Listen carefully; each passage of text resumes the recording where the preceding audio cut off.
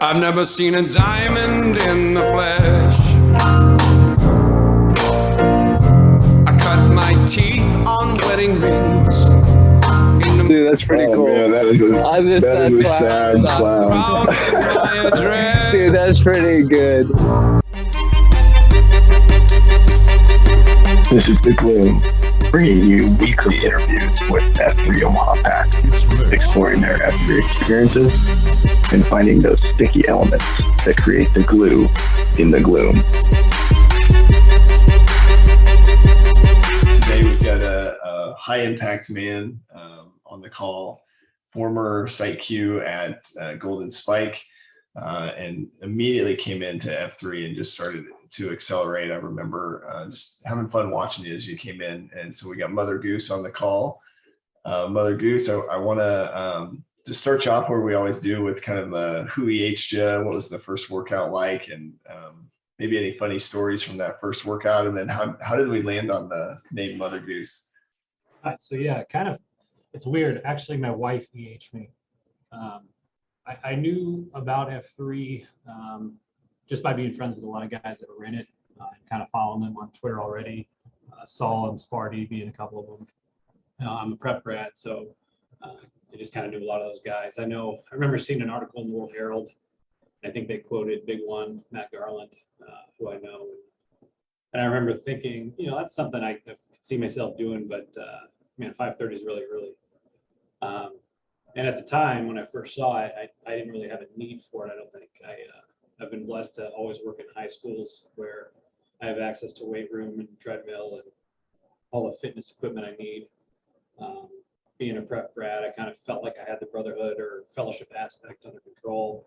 And I'm a person of pretty strong faith who's regularly seen a priest for spiritual direction. So I didn't really think I needed it.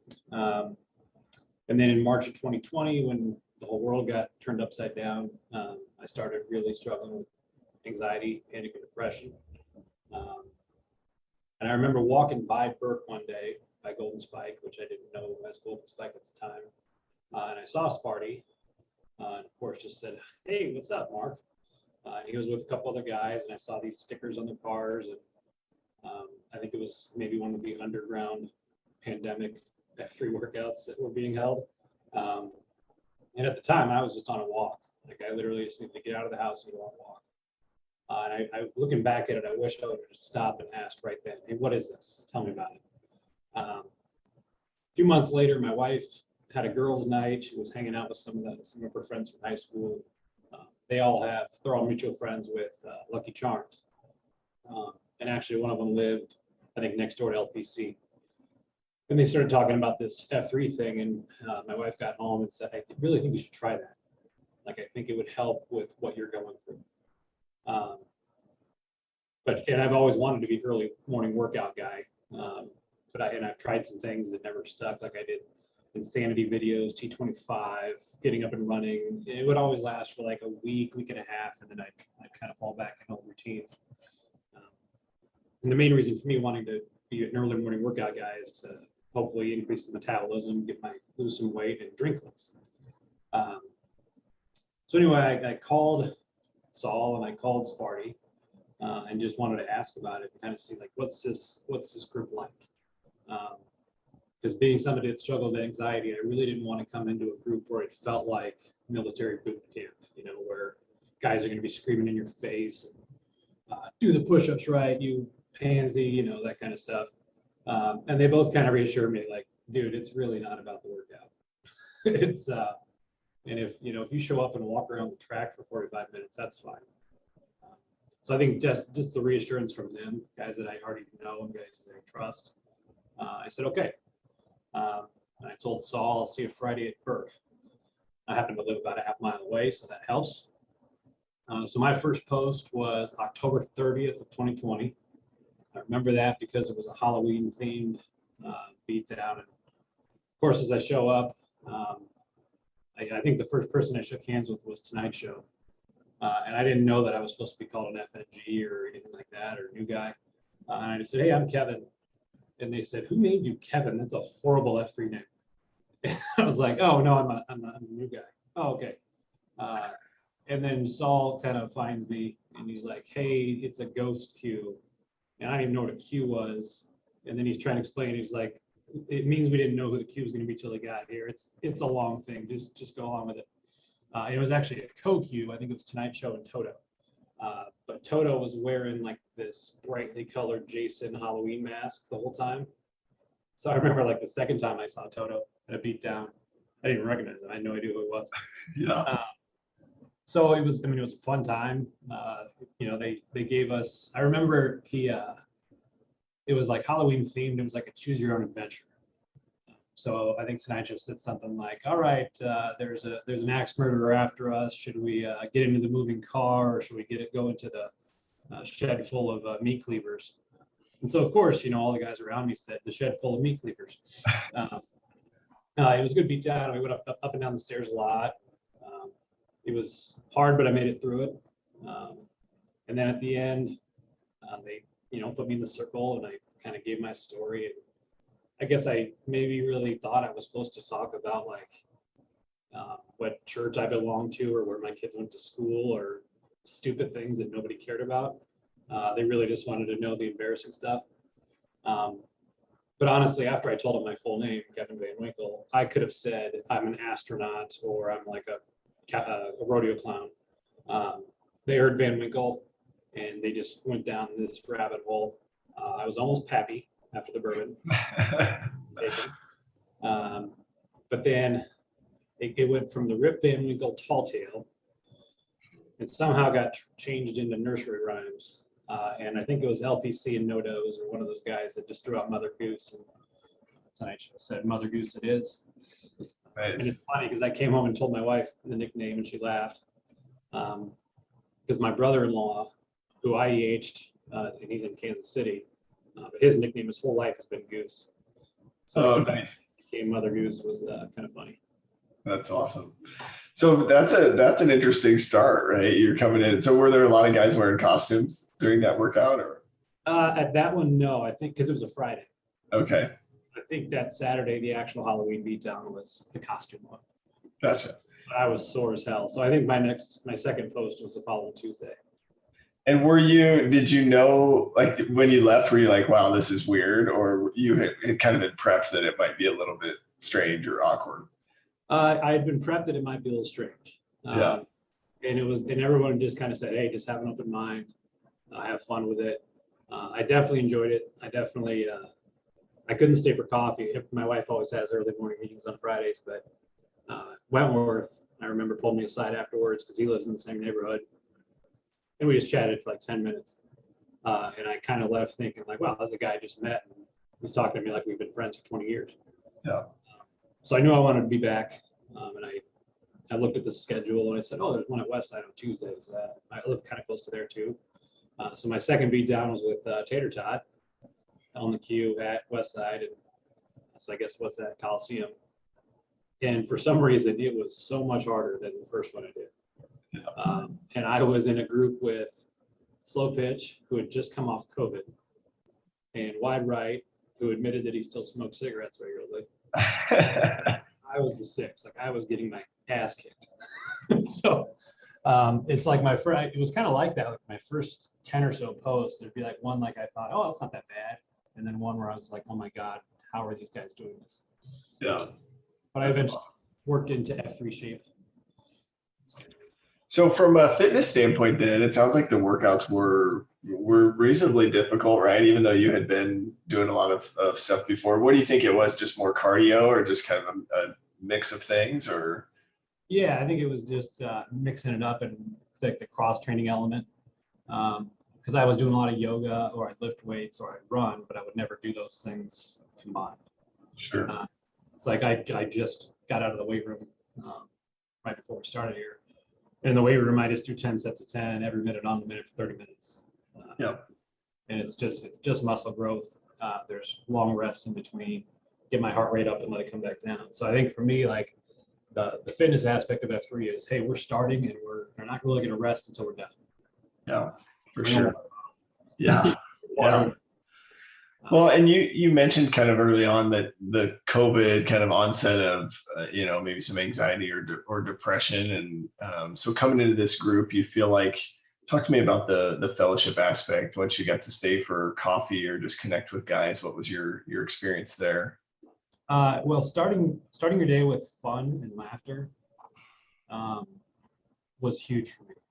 Yeah. And I remember, it's like I said, my second post was with Tater Tot, and his COT was about, F3 is his medication for anxiety. Mm. Here's this guy that I hear, and he's such a leader. He's loud and he's in charge, and then he gets so vulnerable at the end. And I felt like he was talking straight to me. There was like 30 guys in the circle, but I just felt like he was talking straight to me. And so it kind of became, along with actual medication and meditation and prayer, and a strong way for me to combat that. And I noticed, like, if I post in the morning, I'm more patient throughout the day. I don't let things bother me as much throughout the day. I'm more pleasant around my kids. I'm better communicator with my wife. It just kind of starts the day the right way. Absolutely. I love that. And I think you're absolutely right. I think for so many of us, it's medication of, for one ailment or another. And it seems to work really well for all sorts of things. I know for me, it's kind of filled that gap, being in recovery and that sort of stuff. Yeah, there's something about it. It's the sad clown antidote, I'm curious your thoughts too, because the other thing that, I kind of noticed, right, as you were talking through your story or how things started, that you mentioned, a lot of things were going really well, and the pandemic hit, and then you found this group, and you feel like, were you able to bring some of your friends into F3 and make those relationships stronger, or build new relationships in F3? Or maybe a little bit of both? What kind of was your experience there, just from my record of EHing guys is horrible. Okay. I think I brought in maybe 7 or 8 guys. Only one of them is still kind of regularly posting. That's straight flush. He comes on Saturdays to Oracle 7. But I got my 2 brother-in-laws to start it, a couple other friends. I've been working unsuccessfully with my 2 brothers. So I'm no wait time or Brazilian in terms of bringing guys in. So I think for me, it's been more about like finding the guys that I guess geographically we end up at the same posts a lot. Yeah. And kind of building friendships there. So like big one, for example, I knew of him from prep, but we never really had a meaningful conversation. He was 3 years older than me. He was a senior and I was a freshman. This guy I looked up to. For guys my own age like Sparty, or Saul was a year above me, it's been a way to kind of like connect on a deeper level rather than just every now and then we run into each other. We know each other and we're friendly, but like now it's like this unspoken bond of, hey, we've been through some of the same things together. Yeah. Kill Switch is another guy that I knew outside of F3 before, and his wife, the first husband of his wife was my good friend's older brother, and he passed away tragically at 33 of a heart condition. So I just knew Kill Switch has this guy Patrick that was now married to Ashley, and he seemed nice enough, and we'd go run into each other at social functions, and that was about it. And since then, he's become a guy that I really can rely on, that texts me and checks in on me, and so I really look forward to seeing him. But then, like just within our neighborhood, Folsom lives like 30 seconds from my house. Wentworth lives around the block. Room services in my neighborhood, so. I can't imagine how many times Wentworth or Folsom walked their dogs right by my house before I joined F3, and I gave them maybe the friendly nod or wave from the patio, and never thought to say hi or get to know them. So that's been kind of a blessing. And then as you go, you realize you kind of have this shield lock that develops almost naturally. That like it's just guys that you see a lot. You get their number, and all of a sudden you're kind of texting each other. When you haven't shown up in a while, they're the ones that text you and say, "Hey man, everything okay?" Guys like Spacebar, Rollbar, Doppler have been like that for me. Doppler was huge for me when I had COVID. So I got COVID in October of 21, and physically I was fine, but like just the emotional isolation from my family sucked. And I was going through a pretty difficult time and trying not to just like run to the gas station in 7 masks and pick up a bottle of bourbon every day. Yeah. So Doppler was checking in on me every day. My wife and I were also having a difficult time then, and she was right outside the door, so I couldn't really speak on the phone out loud about her. So Yeah. just text back and forth with Doppler and kind of vent was huge for me. That's awesome. And you mentioned the shield lock, and we talked about like the concentrica, right, where your M is in the center, and pretty impressive that your M referred you to F3. I don't know that most of our wives are trying to get us to not go, or I don't know, but having guys there when you're going through whatever life brings, right? That F3 calls it the flux, but curious your thoughts, because I know you also had a new baby, right, somewhere in that time frame. And I mean, for me, a baby was almost the same isolation as COVID, right? Where you're like, oh man, I know the right thing to do is stay home and be supportive, but I really want to go and get my day started right. How did you overcome that? Was that shield lock that helped you through that, or? Yeah, so actually our baby girl 7 months yesterday. So she was born right at the end of December, and I'd kind of set all these goals for myself for 2022. I was going to go to X amount of posts, and then I realized, man, that was really dumb because I got to be there. So if I can go once a week, that's good. Yeah. My kind of way around that was obviously being a psych Q. I had this expectation with my wife, like Fridays, I got to be there. Yeah. So obviously I took a few weeks off after the baby was born, but then tried to get back to it. And then I would try to sign up to Q1 once a week. And then that way I can kind of tell her like, hey, I'm the leader. I'm just going this one time. And that got me out of bed.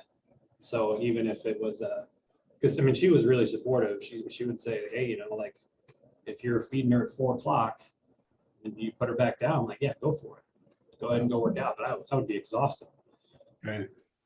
And so then, there was no way I was going to wait around for an hour and then go post. But kind of having that, the hardest of hard commits when you're signed up to Q got me to get back out. So I think half of the posts I've been to this year are my own Qs, which I don't know if that's a good stat or not. Yeah. or between that or Golden Spike. Yeah. So that got me going again, at least once or twice a week, and that's kind of where I'm still at. We're getting to the point now with the baby that I can probably start going 4 to 5 times a week. And then things come up, like she's teething right now. So last night she was up every half hour. And I was already awake at 5. And I was planning to go, but then I thought to myself, well, shoot, if I go now and she keeps acting like this, my wife's gonna have to deal with her crying after already dealing with her all night. So and I was gonna go to Golden Pike because he got the shovel flag pass today. I wanted to go support him. I sent him a text like, hey, at 5:30 I was holding a screaming baby, so I apologize that I wasn't there for you today. Yeah. Definitely noticed a void in the first few months there, because having a baby's tough, and not being able to go post and like vet some of that stuff made it even more difficult. Yeah, I'm right there with you. We're in a spot. So my youngest is 8 months, and it's hit and miss, like you said, right? It's like some mornings, if nobody slept in the house, then I'm not going. I think the challenge is adjusting on the fly. If I signed up to Q or something, then I'm like, you're kind of overcommitted, and that's a tough spot to be in for sure. But and hopefully what we've done in F3, right, is we've got enough guys that their response is, you're doing the right thing, or you're prioritizing your family, which is what we all want to do. But yeah, I'm with you. It's tough. So what, from a faith perspective, then I think that's, probably where faith comes in, right? Is how you get through even those moments where maybe F3 you can't post, or, and so talk to me about faith. You mentioned you had a strong faith before F3, but how have you seen that maybe grow in the last year or two? I think the most important area of growth is the discipline in it. So, I don't post every day, but at least in terms of the third F, every single day I listen to an app on my phone called Amen, which is just the daily readings from Catholic Mass for that day in Catholic. And then it asks you some reflection questions. And then I pray a rosary.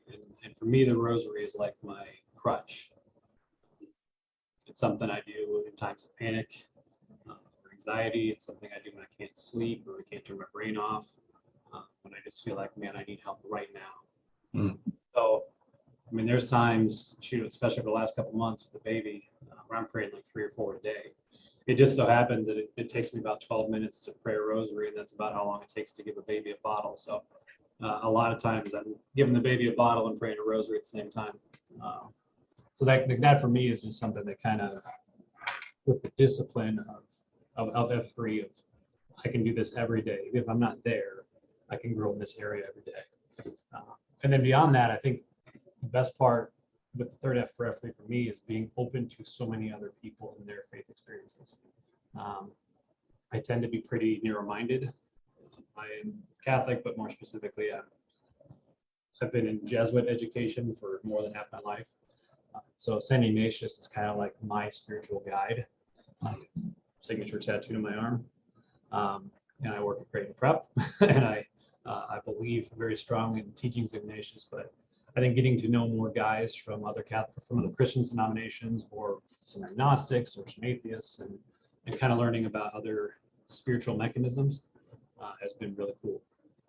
So I enjoyed, when I first started being PsyQ at Golden Spike, I kind of had this goal of every Friday, we'll stick around with prayer rosary before coffee. And then when the weather got too cold, we kind of stopped that and we never picked it up again. But what I really enjoyed is guys that were not Catholic stick around and join me, just to learn about it. Interesting. Minded. I said, I said, hey, it's open to all men. Just the rosary is the same thing. You don't have to be Catholic, you don't have to be Christian. And there were guys that were not, that would just sit and kind of meditate and reflect while we did it.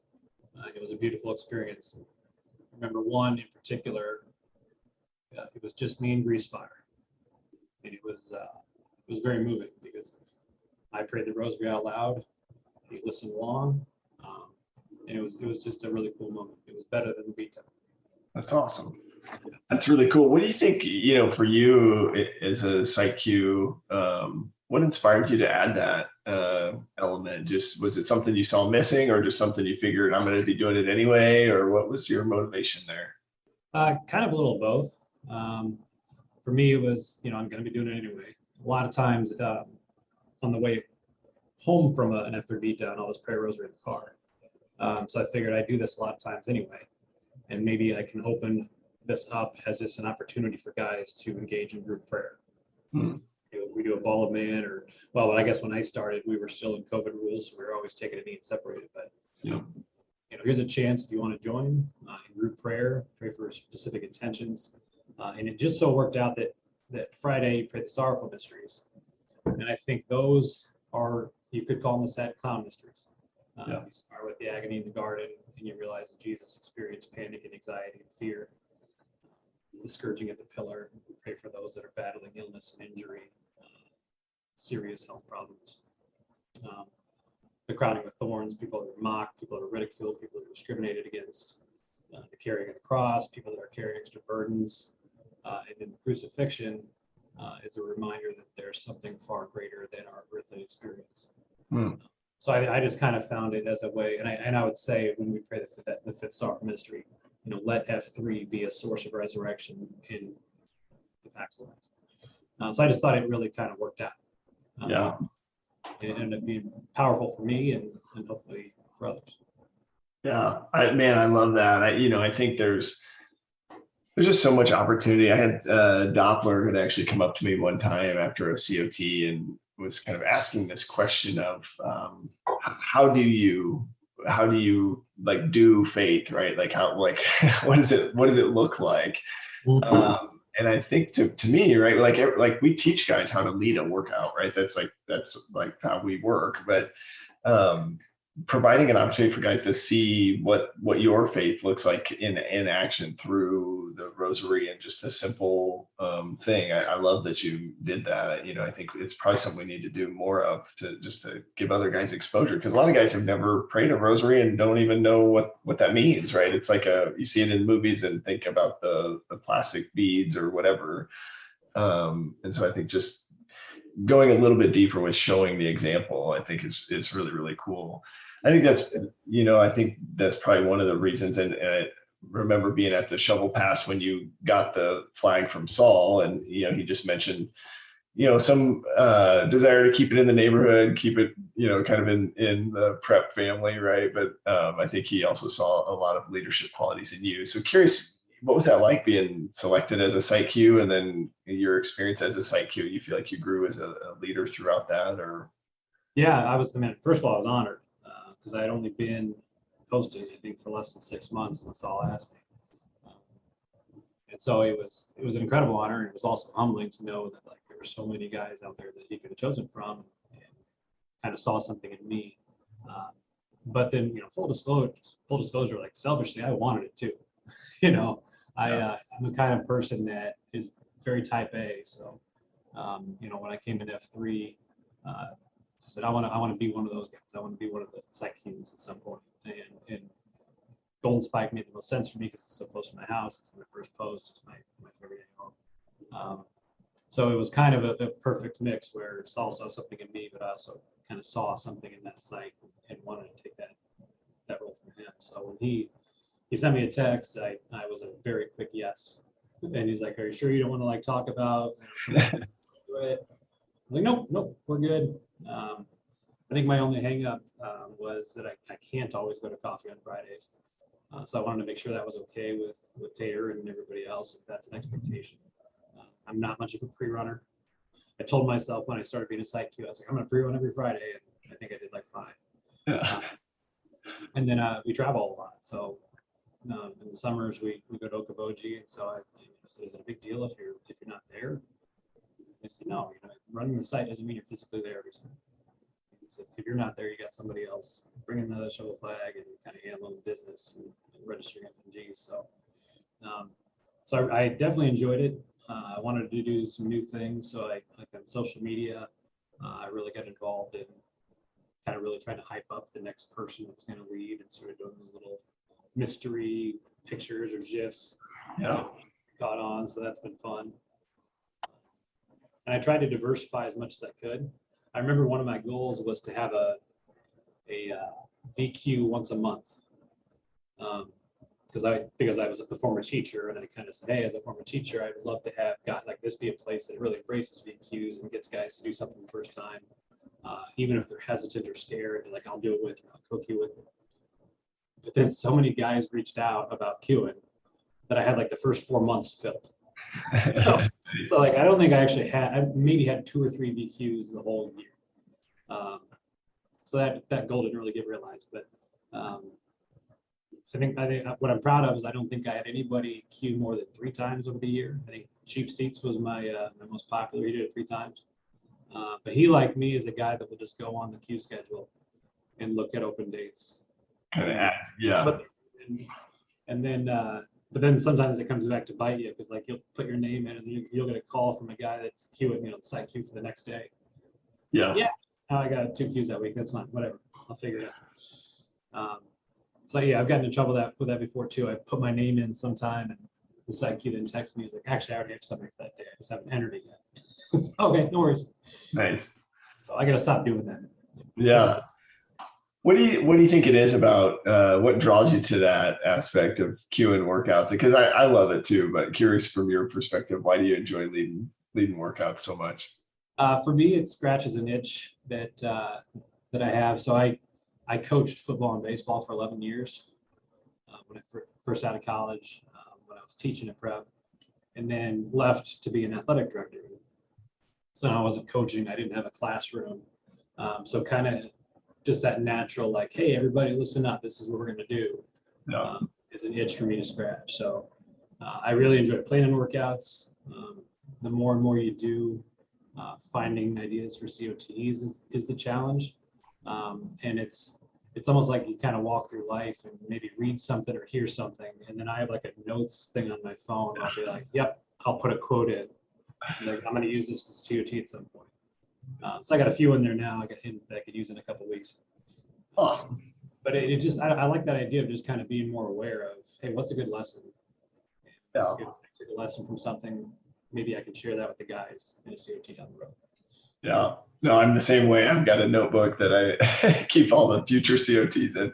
What about being a site queue? How was that? Do you feel like did that give you a chance to just be available for guys as maybe they were going through difficult times, or just throughout the pandemic, or how was that experience? I think the best thing is that it broadened my scope of who I knew. Mm. And so it's a way to put a lot more guys' numbers in your phone, which is a really simple logistical thing. But guys that would message me on Slack or text me out of the blue and say, hey, this is so and so, I'd love to queue at Gold Spike. And it gave me the chance to kind of identify guys and say, hey, I'd love to have you at Gold Spike sometime. So it really just broadened the scope of who I knew. Yeah, that's awesome. Helped me get beyond just like showing up to a workout and knowing 4 or 5 guys and kind of hanging with them. And so it was always great to have it, FNGs obviously, but especially like SARPy guys would make their way over, or guys that live kind of closer to downtown, come out on a Friday. Being in charge of posting the back blast and kind of double checking, make sure we had everybody accounted for, and learning names. That was a lot of fun. Good.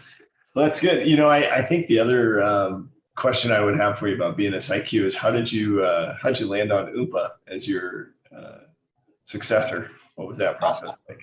Well, kind of similar to how I ended up. I think Oompa, since he joined, has been accelerating quickly.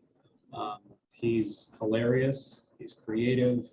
He's energetic at beatdowns. He, like me, went through an injury where he wasn't able to do everything fully. I had a high ankle sprain right before I took the shovel flag. So he's just a guy that I think kind of stood out as, this guy's going to be a leader for us. And I think I was fighting Doppler for him because I think he was also looking at top rope, but he was a guy that proximity wise was pretty close to Golden Spike, and I identified as a person that could take it over and make it better. Not just train on the tracks, but accelerate it. So, and he's done a great job of that. He was a guy that kind of stepped up for me at different times. After my baby was born, he was queuing on Christmas Eve. Oh yeah. He ended up just holding the shovel flags for me for a few weeks and kind of being in charge. And it was natural and it was easy. And I think he's a guy, I said it when I gave him the flag, it just doesn't just embody the 3 Fs, but it kind of embodies some of the informal things we say, like F3 is recess for grown men. Yeah. It was going to work out. He's going to have fun. And if you're in his group, you're going to have fun. Yeah. I love that. What any advice that you would have for other site queues, or we've asked also the question about FNG advice. So a new guy shows up, how do we keep them engaged? Any advice you would have for the packs there? Well, I think advice for site queues is don't put too much pressure on yourself. Always have a workout in your back pocket, just in case your queue farts X. But fortunately, that didn't happen to me. For new guys, have an open mind. Don't be turned away by whatever name you get, because eventually you're going to love it, and that's coming from Mother Goose. And just embrace the second and third F. Don't make your decision on F3 until you've had a chance to go to a couple coffees, until you have a chance to go to a first Friday lunch or a hump day happy hour, until you've had a chance to do a service opportunity. If you're just basing it off the workout, then you're kind of missing the point. Yeah. I talked to a guy that I was trying to EH, and he's like, I running around doing push-ups isn't really my thing. I was like, well, first of all, we do more than that. Yeah. And it's not about the workout. Like, it's if you're doing CrossFit or if you're lifting weights at the gym every day, great. If you still feel whole doing that, good for you. I'm jealous of you for that. But for me, F3 feels so much larger of a void than that. Yeah, absolutely, man. I I'm curious if any other elements of your story, or I don't know if you've figured out the secret sauce, or what is it about F3 that makes it whole, or that keeps you coming back. I don't know, for you, a lot of guys say it's the relationships, right? But I don't know, what is it for you, would you say? Actually, I'd probably echo and steal the sentiment of Vandelay's COT on Sunday. He was talking about his experience in a fraternity in college, and even though it brought a lot of shenanigans, it led him to find a group of men that he could rely on, that he could lean on, that challenged him. And he said he would look at them and kind of realize, wow, academically, service-wise, these are guys that are challenging me. Kind of like a rising tide raises all boats. Like, just being associated with this group makes me better, makes me want to be better. And I think it's that desire that matters more than actually making changes. I think it's the desire to make the change.